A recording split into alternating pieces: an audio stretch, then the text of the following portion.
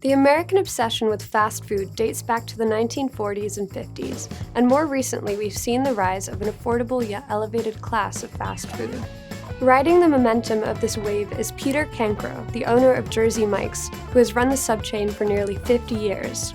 Oftentimes people say, what would you do differently, in your life if what you knew now you knew then?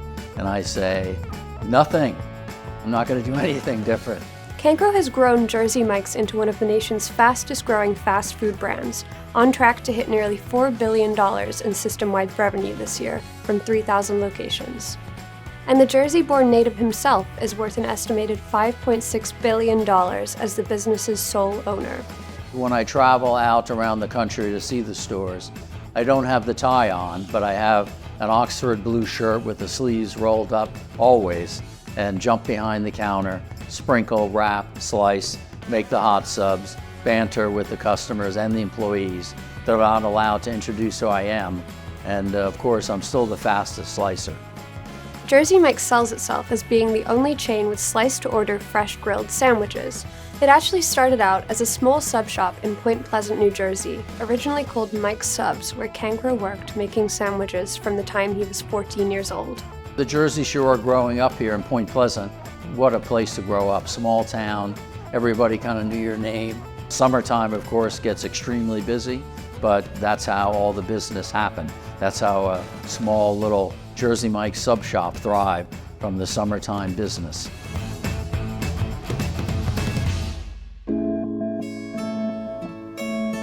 The business went up for sale when I was a senior in high school, and not for a second did I ever think about buying the business. And then one night, my mother said, Peter, I heard it was for sale. She looked at me and said, well, why don't you buy it? And I sort of laughed and went upstairs, and that's when the light bulb went off. And the next morning, got up, went out to try and raise the capital. Called up my youth football coach, Rod Smith, who was a banker, and he said, I think that we can do something, and he did. So we purchased a store for $125,000, which today's dollars is about $750,000. And they always said, why did you lend so much money to such a young kid? And no lie, he said, I knew Peter could get the ball across the goal line. It was something that I really wanted to do, and gave up the college career of studying law, political science at North Carolina, Chapel Hill. At that age, you don't think that you can fail. Soon, the loan was paid back, and Mike's Subs was selling around $1 million worth of sandwiches a year, the equivalent of nearly $7 million a year today. So after taking over, it was 1975, and we just ran that one business for so many years. It was one of the largest volume shops in the nation, in the world, if you will. We were doing about 130,000 in gross sales per week in today's dollars. So we went from Mike's Subs to Jersey Mike's in 1987. Mike's was a little bit too generic, we thought, and Jersey is really where the product is from. Are you an authentic Jersey sub? It's kind of the state sandwich, if you will. So we started franchising in 1987 and really grew, and everybody wanted to come in. We didn't really try and market it to sell, it just people found out that we were growing. And we grew pretty well around Ocean and Monmouth County. Most major fast food chains operate on a franchise model, which allows them to expand quickly and cheaply. To own a Jersey Mike's, local operators pay an initial fee of $18,500, put up around $500,000 to open a new store, and then pay an ongoing royalty of 6.5% of sales to license the brand. And then in 1991, we were so committed to just spending everything that came in on marketing, on growth, on helping owners succeed, that all of a sudden the banking market fell out in the Northeast. One of the worst recessions for our company, for me, still today. And we had a layoff of my 6 employees that I had, including my brother John and everyone else on the staff. And I stood in the office alone and said, well, here I go. But everybody came back, of course. It was a tough time, well remembered, but something that looking back, I don't know how I could have prevented it. But today, that's an important part of your business plan, is that structure of financing and how you're going to grow. Cancro redoubled his efforts, and by 1994 he had dug Jersey Mike's out of the hole and hired everyone back. By the end of the decade, Jersey Mike's had surpassed 100 locations. You know, it's funny, as we grew out of the state of New Jersey, no one knew who we were north of LA or in Seattle or in Ohio. But when we opened up, and we opened one store or two stores, we would always win the Reader's Choice Award from local people saying that we had the best sub. Their sales per store are astronomically higher than all of the other sandwich sector peers. Over the past 5 years, Jersey Mike's has averaged annual sales growth of 20.2% according to food service consulting firm Technomic, with revenue jumping from $1.3 billion in 2019 to $3.3 billion in 2023. They've nearly doubled their number of stores since 2019 and are now opening around 300 stores a year everywhere from Alaska to Hawaii. That kind of growth is unbelievable in the saturated United States sandwich market. It's unbelievable. And yet, as they grow, they open locations strategically. They have not overexpanded. Even now, at this point, they only have about 3,342 units in the United States. They have not overexpanded as had their other very large peer, Subway, which has been struggling for a number of different reasons. Subway has lost over 7,000 stores in the United States over the last 5 or 6 years. It's not just the money-making that keeps franchisors happy, it's Cancro's leadership. Peter Cancro has the reputation with his franchisees as being a straight shooter, a guy who in his early days actually showed up to work with franchisees and to sell franchisees in a battered station wagon.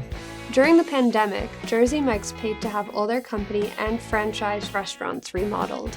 That is unheard of in the restaurant franchise business, but they did it at a time when they knew that the restaurant economy was bad, well, the entire economy was bad, and that their franchisees needed it.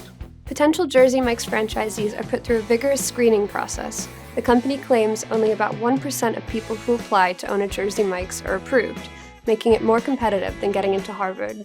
Another reason is the startup costs. Opening restaurants are not cheap. The funds just weren't available. When you're $120,000 in student loans, what bank is going to want to borrow money to a bunch of 20-something-year-olds in the midst of a pandemic? Me applying for the Rod Smith Award was kind of my last-ditch effort to Jersey Mike's. A great way to snag a Jersey Mike's franchise is to work at Jersey Mike's. So far, Cancro has awarded about 75 franchises to former employees and managers.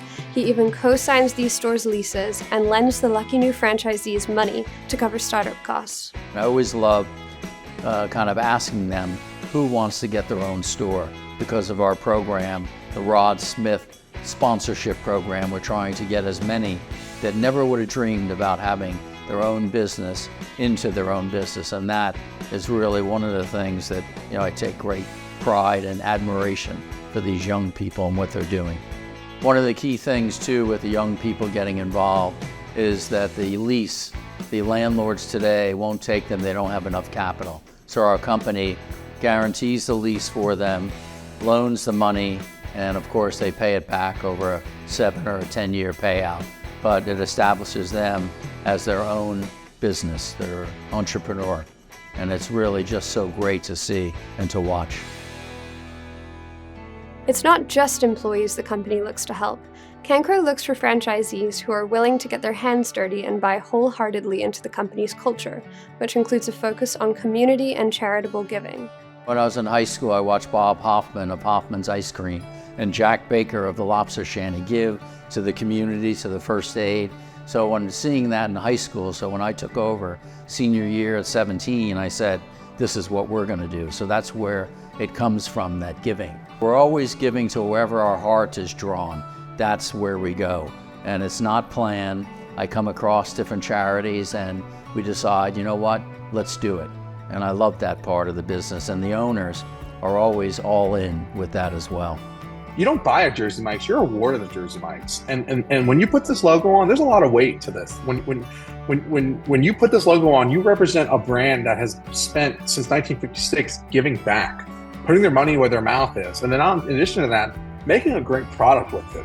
I don't know if there's any other business out there that does the giving back just at the scale that we do as a company. And our giving day in March of every year, all owners put up all of their sales for the day. And last year, we raised over 25 million in one day. So that's a big part of our origin.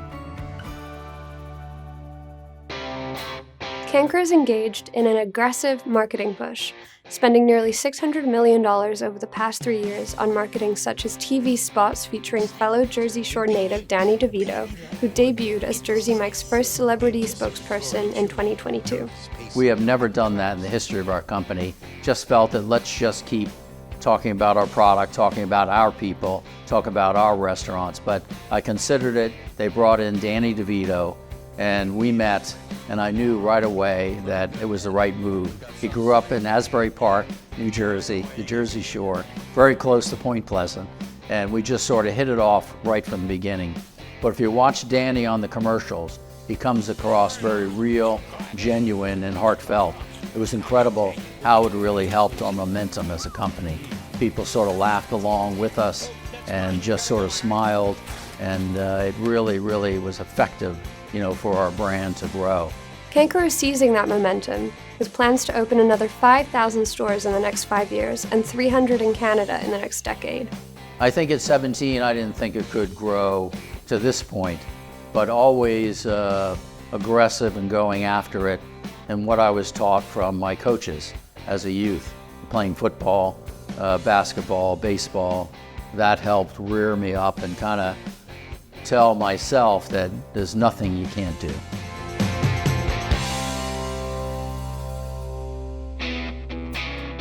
I remember being in California, one of the first stores we opened, and a lady walked in, and she actually looked at me and goes, "What are you, from Jersey?" And I looked right at her. I go, "Yeah, you got a problem with that?"